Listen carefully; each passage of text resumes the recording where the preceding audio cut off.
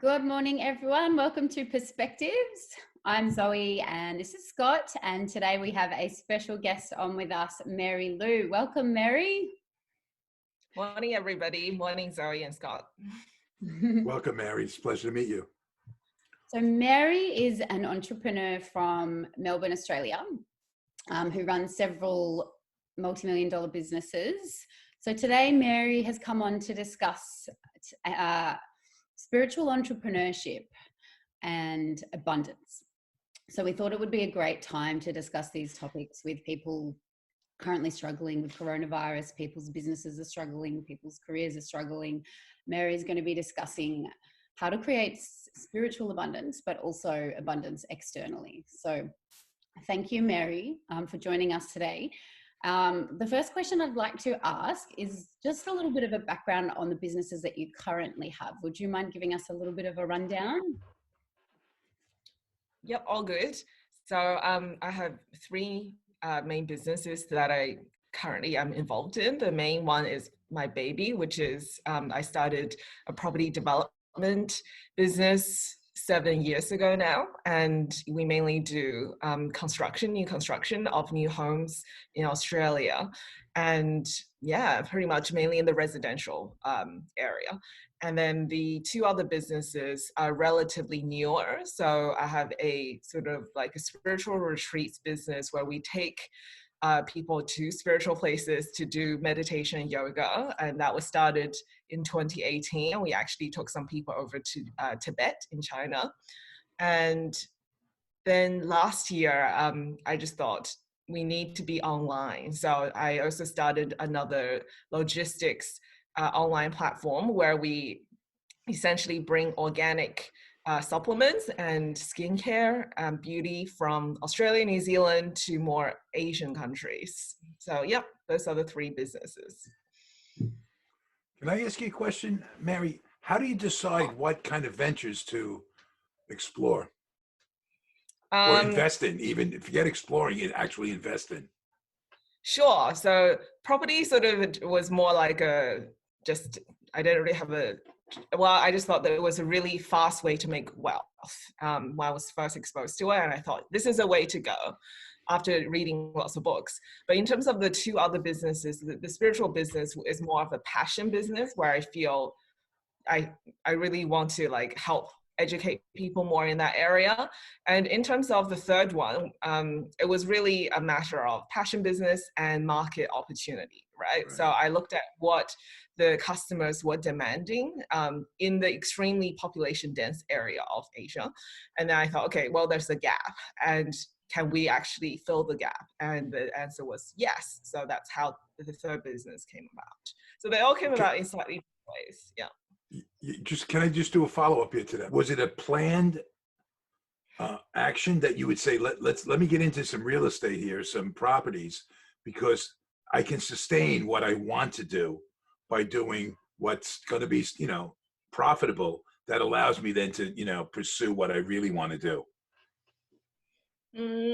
So I had the same question for myself a couple of years ago. So real estate is actually part of what I'm passionate about, because now I see, really what I'm passionate about is helping people, empowering them, realizing their potential, so on and so forth. So now I see that real estate is actually a great platform to do that.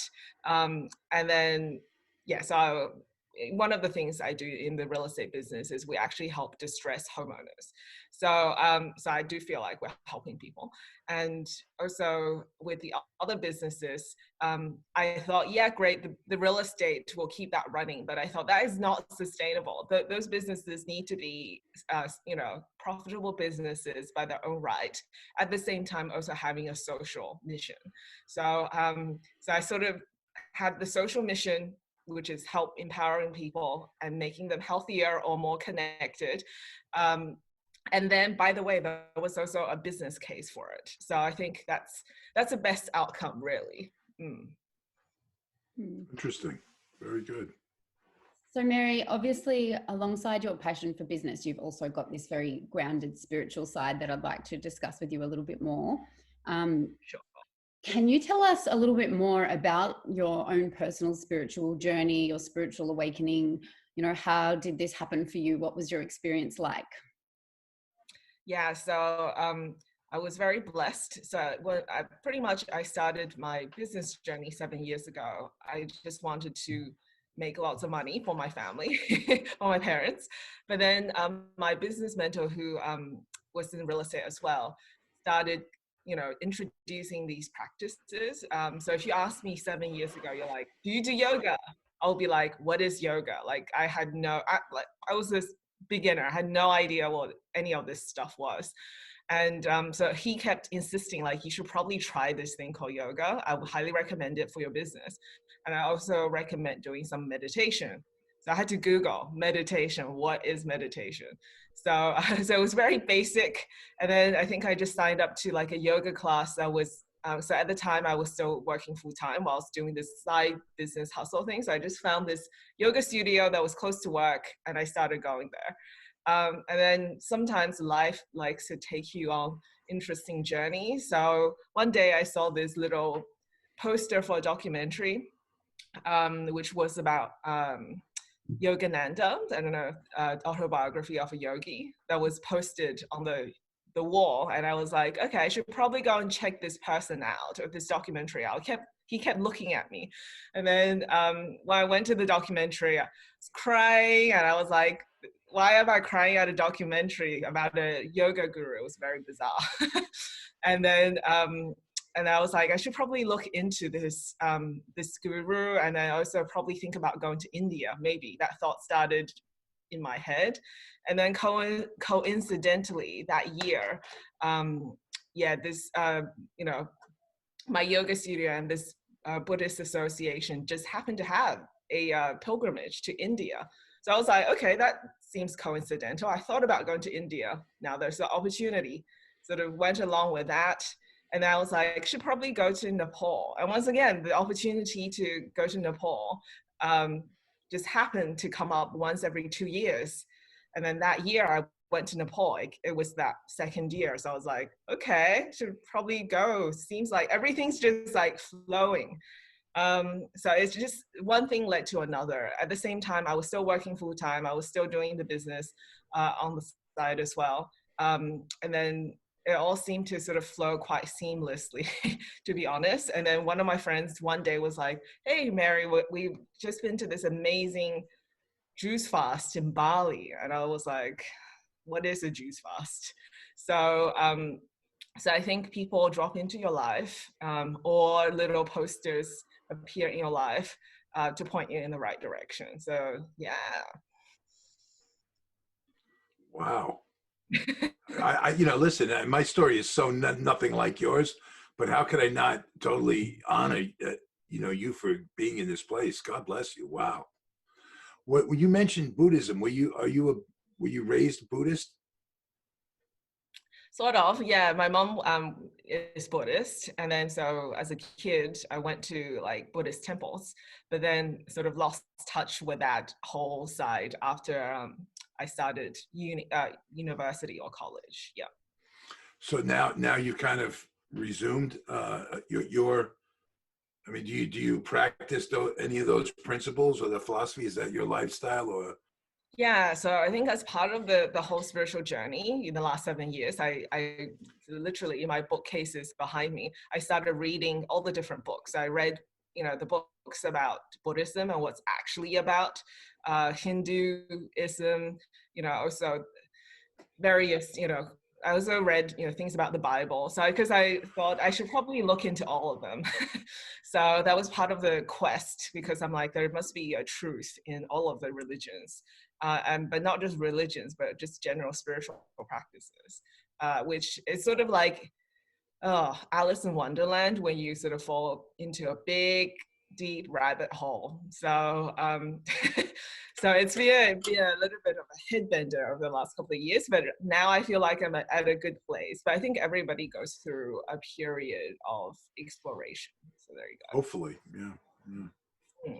Yeah. So Mary, you mentioned, as opposed to religion, spiritual practices. Could we speak a little bit more on spiritual practices around which ones you would use regularly and how you implement that with your business, on a week to week sort of basis? Sure. So I pretty much have tried most of the practices that are known, I think, in the alternative or spiritual community. And then, so the ones that I really do adopt more on a daily or weekly basis is definitely meditation. That happens in different forms, right? So meditation can be sitting down, silent meditation, or music therapy, or essentially sound healing, what I call it, where you go through a guided process. Or there's also walking meditation with that was really I learned from Dr. Joe Dispenza. So yeah, I use the combination. Oh. Yeah. Oh. Yeah. Okay. Oh, does that trigger something, Scott? Did you have a He's question for me? he's a really cool guy. Okay. Hold that thought. We'll come back to it. I'm not going anywhere. I'm quarantined. Sounds good. Yes, the same with us, happily right now. And then what else? Yeah, meditation, and then also, yeah, sometimes I do a little bit of like actually kirtan or like chanting, just with the music therapy as well. It's quite calming. But also recently, just before the whole quarantine happened, I actually learned Reiki level 1. So I do a little bit of energy healing on myself. I don't know how to do it for like over distance for other people yet, so I still need to learn that. But yeah, those are just the current practices. Obviously regular yoga, like weekly yoga. So yeah, I'm thinking those are probably the relevant ones right now. And have been very helpful through this whole quarantine period. Yeah. What's the difference in your mind? What's the difference between religion and spirituality? Great question.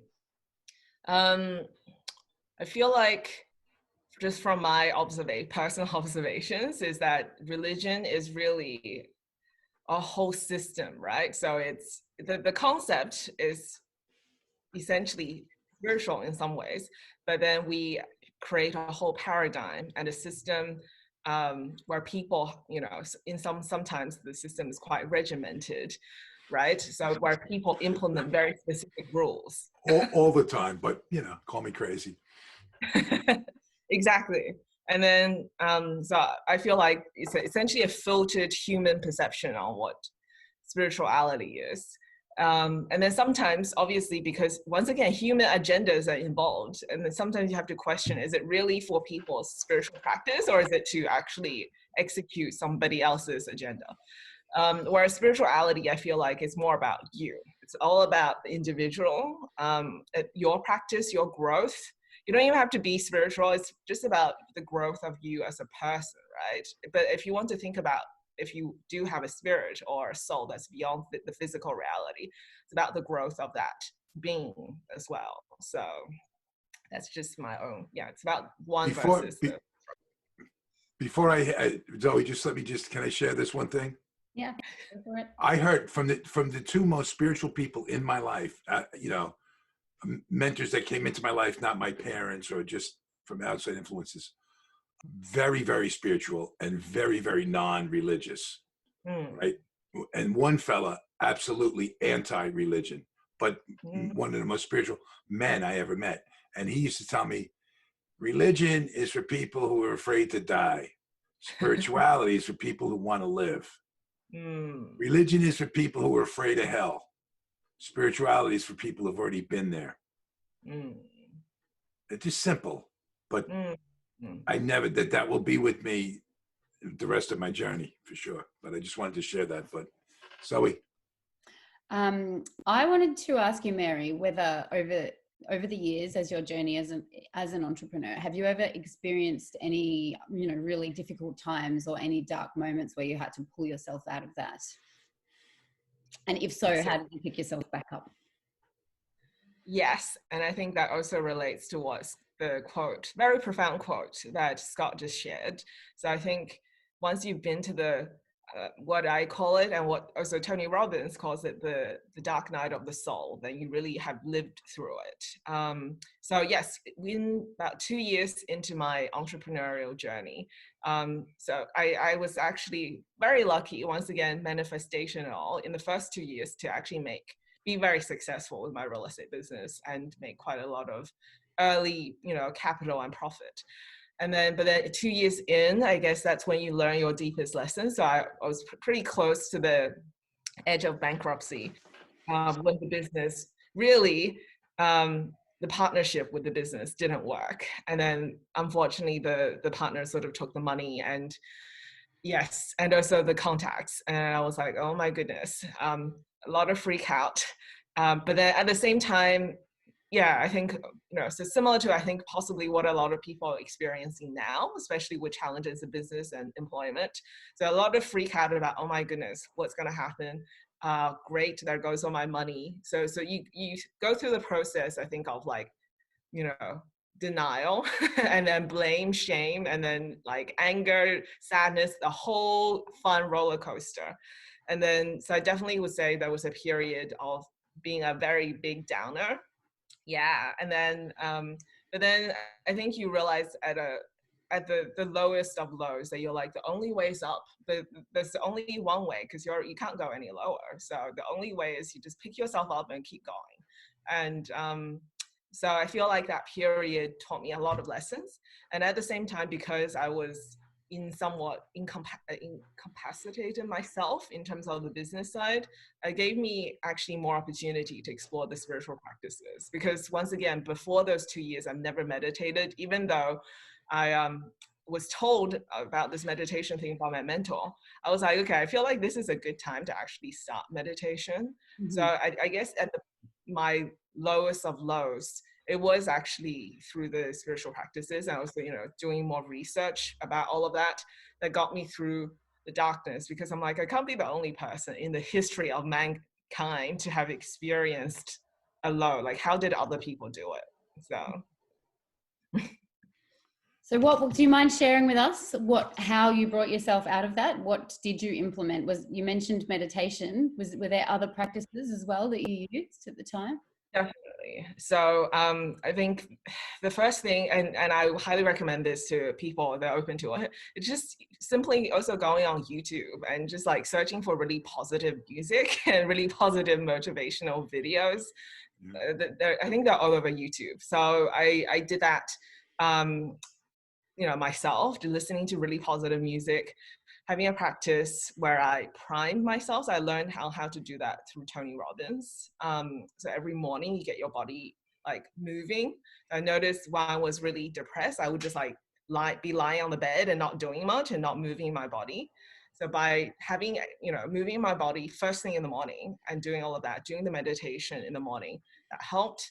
But I mean, I think that the main thing that all humans do is we do more for others than for ourselves, right? So whilst I will be honest, I was wallowing in my pity party, right? So I was like, oh, poor Mary, blah, blah, blah, blah, blah. But then the whole reason I started business and started doing all of this was really for my parents, as I mentioned, because I, my parents and my family are not really like super rich. So I wanted to, look after them when they retire and making sure that they have a place to live. So I think it just eventually struck me that I really needed to pick myself out of the darkness, because they need me and I need to be my best to continue on this journey of wealth creation for them.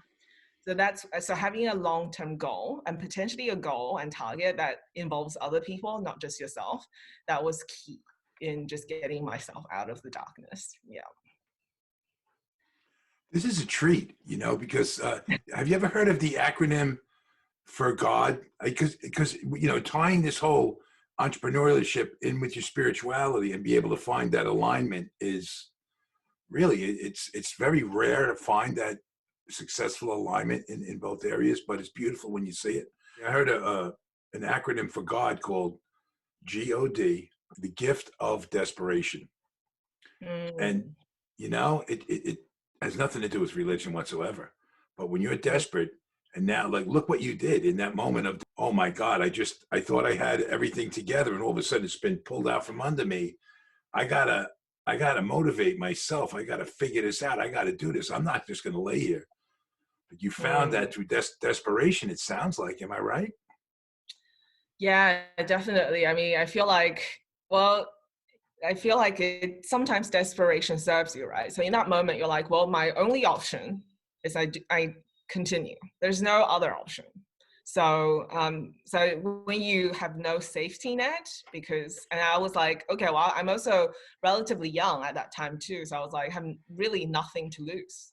I already lost everything. There's nothing else. I was just going to say, you've told us how you like pulled yourself out of that dark place, but then how did you then rebuild from there? So you've spoken about having internal abundance, but then finding it externally also. So do you mind like elaborating on that a little bit about how you managed to rebuild?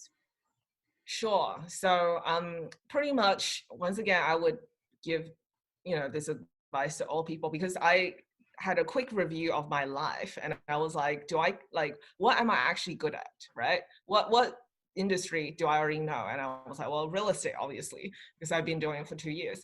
And what industry do I want to be in? I'm like, real estate, clearly. And then, but the third one was tough because I was like, okay, well, can I overcome all of the crap I experienced and come out stronger? And I was like, of course, right? So I have a mentor. I'll ask him on how to manage partnerships better, or maybe don't have partnerships for now. So, so I essentially evaluated where I was at, also also at the time, Australia was going through a real estate boom. So I was like, great, perfect timing to get in. So that's how I restarted. So the first time when I started my business in 2013, I pretty much went big and went hard. I started with these major developments that involved, firstly, it was like, almost 100 units of houses that we're building with my very first project. I was very lucky. And then with the second project, it was like over 1,000 units of property. So I was like, go big or go home. The second time I approached was slightly more lean. Yeah, so I also read, like books by Donald Trump and all of that. Like I was like, yeah, I'm gonna go big. So I changed my approach the second time. I was like, you know what, now that I've experienced a total destruction, I'm gonna build slowly and build a very solid foundation, and then keep it solid rather than build this big thing that will fall down. So I started with smaller projects, and ones which I can do by myself without a business partner. But once I can, once I do have build the capital, I can then scale it up and up and up.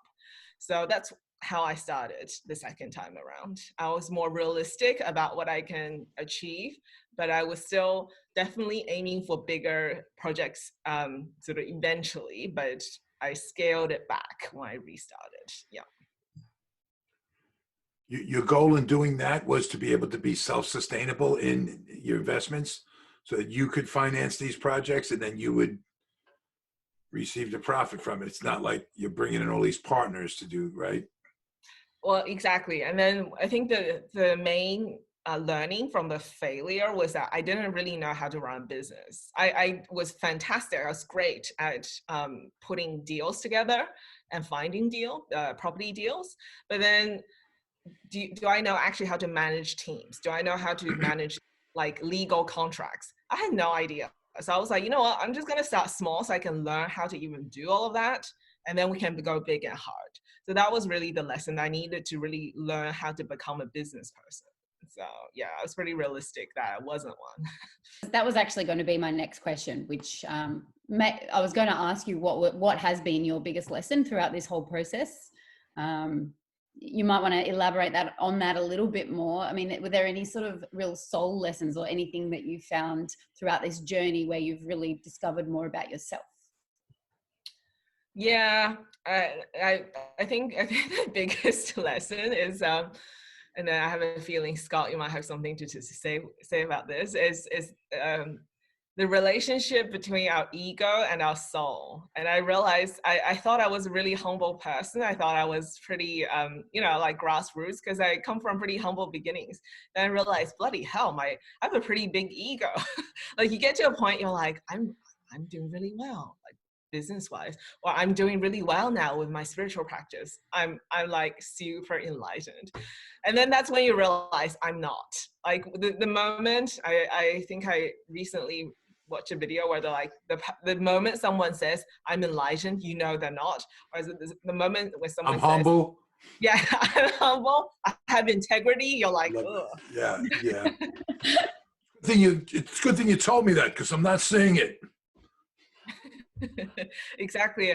It's like what is that? What is that sentence? It's like you speak so loud, or like you speak so No, loud that you I can want you to kind of, speak so loud I can hardly hear you. yes, exactly. I'm still stuck on the fact that you said, Scott, you might have something to say on this about ego. Well, you do live in New York, and so I feel like it's an interesting city for Well, people that's for with sure. But I do have a personality. question about that, though, because isn't it a tough balance? Because listen, nobody succeeds without an ego. You can't compete and succeed without ego. So it's a necessary ingredient to further yourself in this everyday world we live in. But then when you have to find that balance that with your spiritual truth, that becomes where it's kind of like you have to be an artist sometimes to be able to Mm. manage that. What's your experience with that? Yeah, so I think I'm definitely still a learner on that path, but definitely anytime I catch myself saying any of those things I just shared, or thinking, oh, I think I'm in a good place right now, or I'm really, you know, thinking I'm advanced in my spiritual practice, or I'm thinking, oh, I feel like I should be able to teach people now. I just catch myself and I'm like, is that really true? Is it like, can I test that against something? And then I think the main thing is your gut in some ways, your intuition. Like what does your gut tell you about what your next decision? And pretty much every time my gut says you're getting ahead of yourself, or you're clearly not as advanced as you think you are, it definitely brings me back down to earth. And I feel like the spiritual practices, especially the yoga and the meditation, when you do it, you Yeah. just realize, look, I'm just like a person trying to do my best. Don't think I'm better or worse than anybody else. And if I can help somebody along the way, great. But definitely, if you start comparing yourself, that's when I'm like, ooh, come back. I wanted to talk to you a little bit more about this ego versus soul stuff, Mary. So, I mean, have you come to a point now where you can kind of identify when you're listening to the voice of the ego as opposed to the voice of the soul? Are you you said, you mentioned intuition and how that's an important part of the process for me, for you. Yeah, is there a method that you sort of use to stay grounded and to stay aligned with soul? Yes. So so obviously the silent walking and sound meditations all help. But then if you're, in the flow of life, you're in meetings or something's happening. I learned this anchoring technique. It's from like NLP and stuff. Like I just put my hand on my stomach, which is where my intuition really sits. And then it's not too weird in meetings because people don't usually notice. So I just feel myself for a second. Exactly.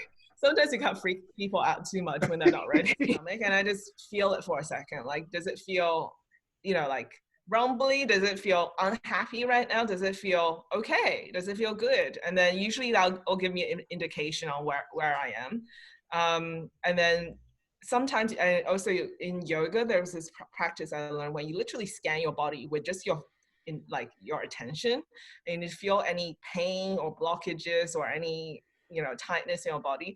That's pretty telling. If you are all tensed up, then you're probably not in a great state, and all the decisions and all the important decisions in life you should really be making in a more relaxed state. Yeah.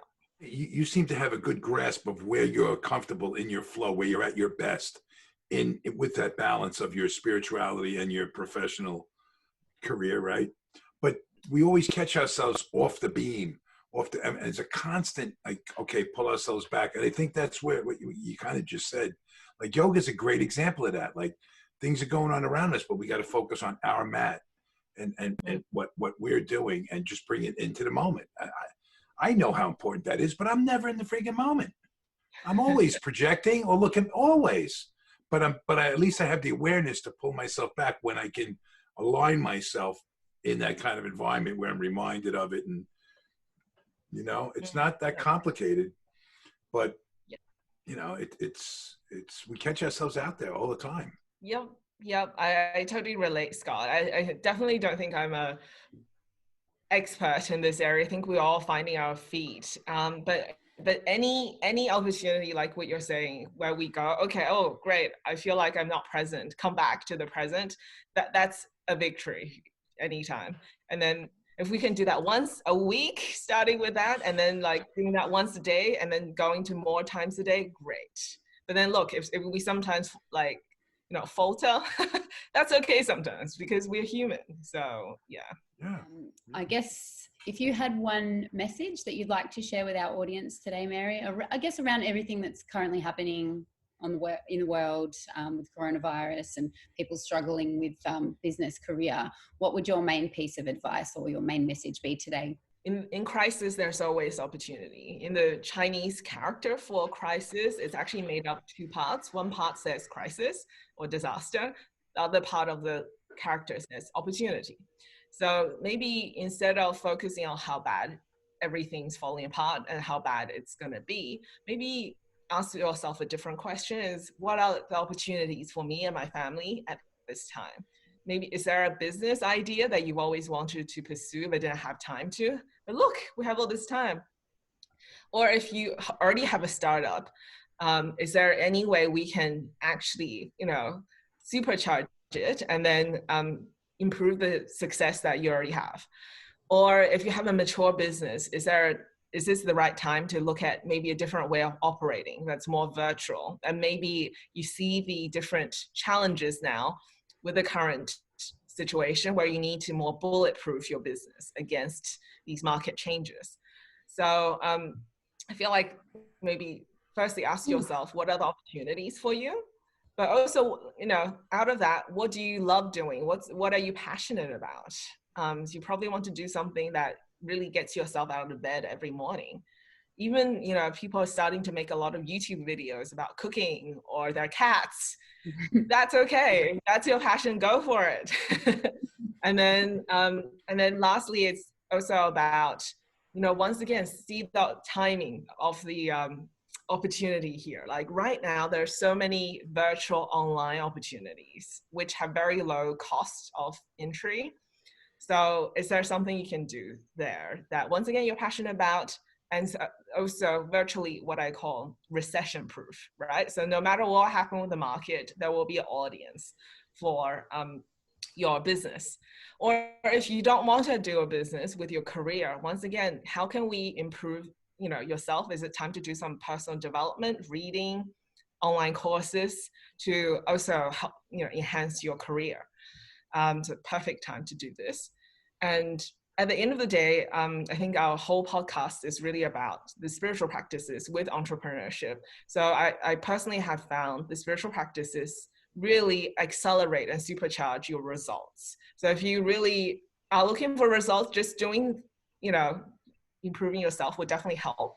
But I just feel like if you are open to trying mindfulness and meditation practices, just notice how you go. Maybe do a little experiment on yourself over a week or a month and see whether the quality of your life does improve. If you do, it doesn't have to be an hour, it can be 5 minutes of like breathing, just noticing your breathing in the morning with your eyes closed before you get out of bed or whilst you're in bed. And just see if something changes in your life. Like make your life an exciting place to be and see what else will happen. Like, you know, think about when we were kids. Every morning we wake up, we'll be like, what else will happen today? Like, do I get to play with my friends? Will I get to play with my toys? And maybe have a slightly different curiosity about your own life. This is my joy. My joy is when somebody can be so, like, you're brilliant.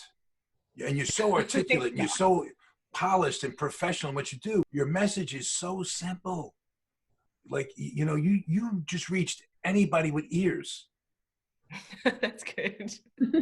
Yay! That's a beautiful thing. And what a gift. Thank you so much, Mary. It has been so beautiful having you on today. Really, really appreciate you coming to chat to us. Thank you. Yeah, we'll have to have you on again, Mary, soon. We'd love to have you back one day. Thank you. Absolutely. And yes, very blessed to speak with the both of you as well and sharing this time with you. So. Well, thank you for your perspective. Thanks, Scott. Thanks, Zoe. Have a lovely day and evening.